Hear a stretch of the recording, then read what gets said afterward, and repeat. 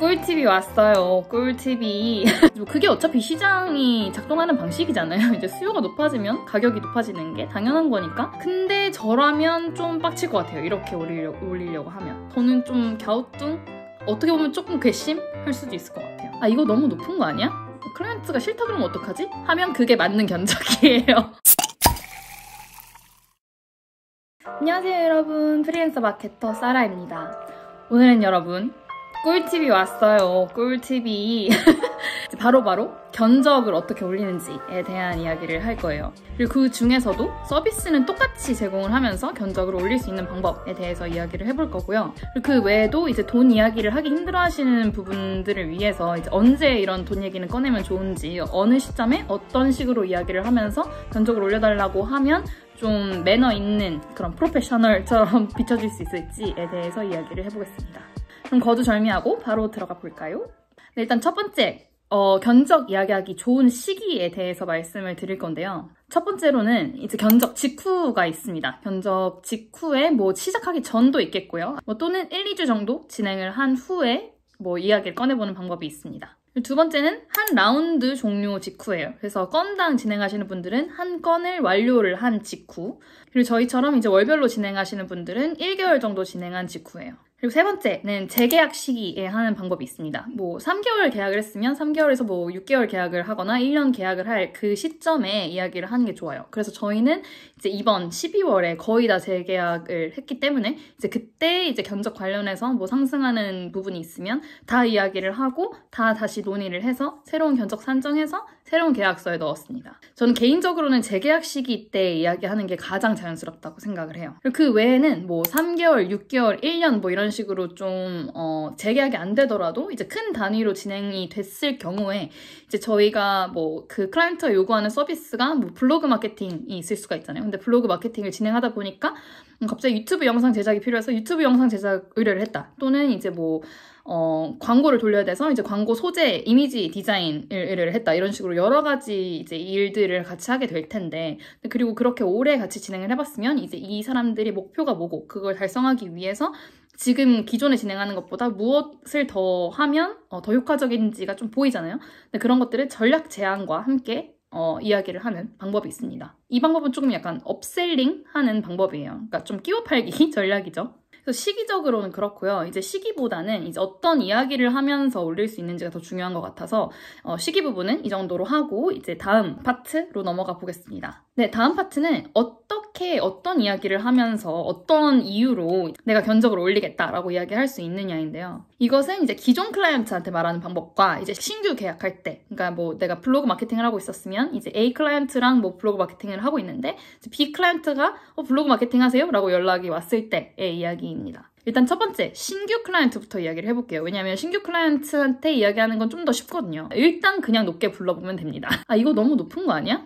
클라이언트가 싫다 그러면 어떡하지? 하면 그게 맞는 견적이에요. 근데 이게 가능하기 위해서는 이제 어느 정도 기존 클라이언트가 안정적으로 수익 창출이 되고 있어야 돼요. 그러니까 내가 뭐 클라이언트가 하나밖에 없는데, 또는 지금 기존에 단건으로 진행을 하고 있는데 그냥 무조건 노 하기에는 이게 잘 안 될 수도 있는 거잖아요. 신규 클라이언트에게 견적을 가장 당당하게 높일 수 있는 그런 노하우는 사실 금전적 안정성과 그리고 좀 뽕과 프라이드거든요. 그래서 내가 이제 이거 좀 잘하는 것 같아. 그러니까 이 정도 불러도 사람들이 만족해할 것 같아. 또는 포트폴리오가 좀 쌓여가지고 인정을 해줄 것 같아. 또는 내가 지금 진행하는 프로젝트가 너무 많아. 또는 클라이언트가 너무 많아. 또는 의뢰가 너무 많이 들어와. 근데 그래서 이거 하나 안 해도 괜찮을 것 같아. 아쉬울 거 없잖아요. 그러니까 그냥 지르는 거예요, 그럴 때. 새로 갈아탈 때마다 계속 약간 한도를 시험을 보면 좋아요. 계속 이 정도로 높여도 되나? 이 정도로 높여도 되나? 이러면서 계속 높여보세요. 이게 고객이 네, 합시다. 라고 그냥 바로 수락하는 경우가 있고, 이거 좀 높은데? 또는, 저희 버젯이 이 정도밖에 안 되는데? 이러면서 내고를 할 때가 있단 말이죠.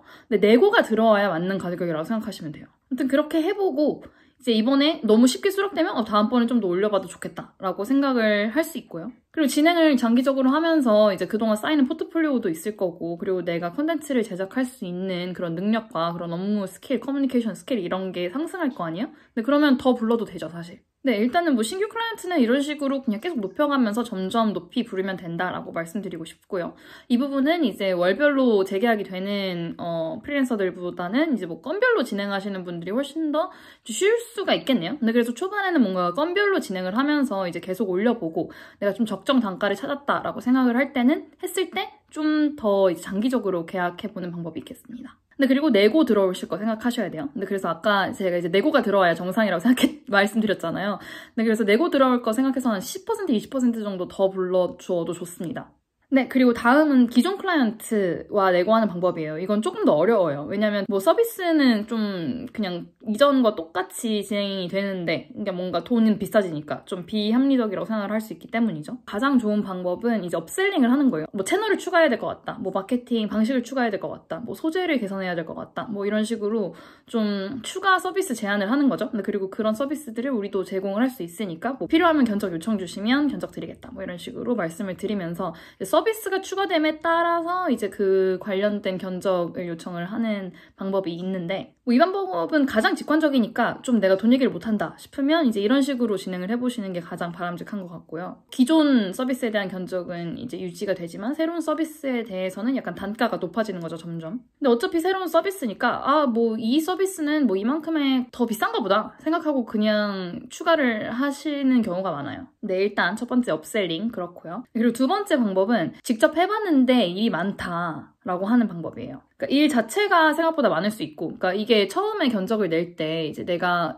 어떤 서비스를 제공을 해야 되는지 좀 어느 정도 예상을 해서 내잖아요. 근데 뭐 생각보다 뭐 서류 뭐 공유를 해야 될 게 많다던가, 뭐 추가적인 내가 예상도 못했던 보고를 해야 된다던가, 아니면 뭐 리스트업이 필요하다던가, 뭐 아무튼 짜잘짜잘한 일들이 많아지면서 이제 뭐 몇 가지는 그냥 해드릴 수 있겠지만 그냥 서비스 차원에서, 근데 이거 해드린다고 꼭 말씀드려야 돼요. 서비스 차원에서 해드리겠다라고.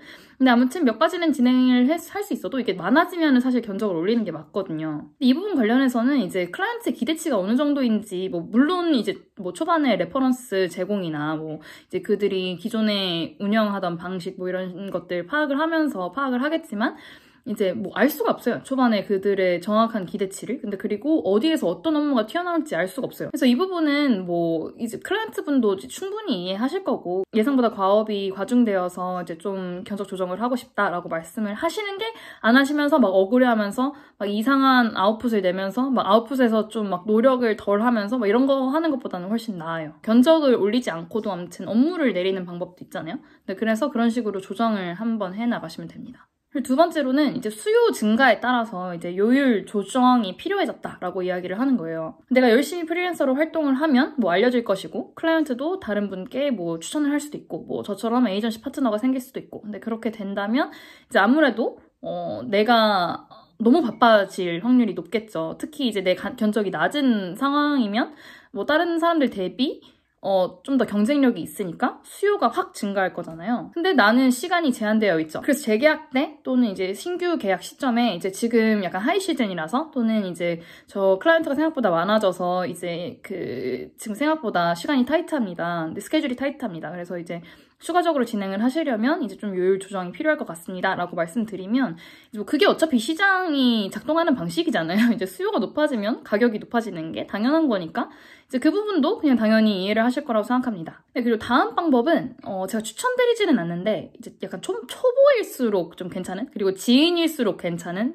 방법이에요. 그냥 아예 모르는 클라이언트 또는 너무 큰 클라이언트한테는 이 방법은 안 쓰시는 게 좋을 것 같아요. 그러니까 무슨 방법이냐면, 시장가를 내가 잘못 책정했다, 내가 예상한 것보다 시장가가 높다라고 말씀하시는 거예요. 그래서 저는 실제로 이제 같은 클라이언트랑 같은 작업을 진행을 하면서 내가 생각했었던 것보다 시장가가 더 높아서 더 올려주셨으면 좋겠다라고 말씀을 드린 적이 있는데 이게 수렴이 됐거든요. 그리고 저 같은 경우에는 조금 더 쉽게 받아들여질 수 있었던 게, 저는 이제 작가님들 또는 디자이너님들, 포토님들이랑 일하잖아요. 그래서 내가 잘못해서 작가님 견적을 잘못 선정해드렸다, 그래서 너무 내가 미안하다, 그래서 올리고 싶다 라고 이야기하면 훨씬 쉬워요. 그리고 작가님 입장에서도 제가 그 이야기를 대신을 해주는 게 작가님도 껄끄럽지 않고 얼마나 좋아요. 그래서 PM이 있는 게 좋은 것 같습니다. 근데 물론 이제 그냥 이야기를 하는 것보다는 좀 근거가 있는 게 좋겠죠. 예를 들어 이제 뭐 크몬 같은데, 또는 이제 다른 사람의 그런 뭐 포트폴리오나 이제 서비스 페이지 같은 것들을 공유를 하면서, 이제 이분 같은 경우에는 저랑 똑같은 또는 저보다 이제 퀄리티가 낮은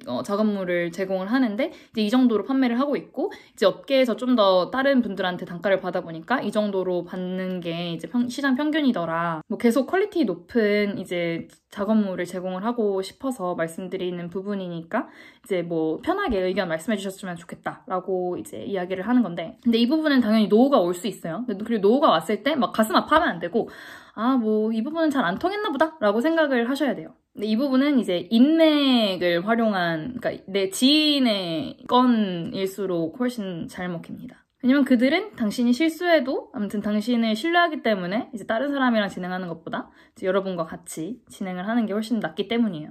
그리고 네 번째, 이 부분은 이제 저는 처음에 견적을 올리려고 이제 막 네이버 이런 데를 찾아봤는데, 또 유튜브를 찾아봤는데 아무데도 안 나와 있더라고요.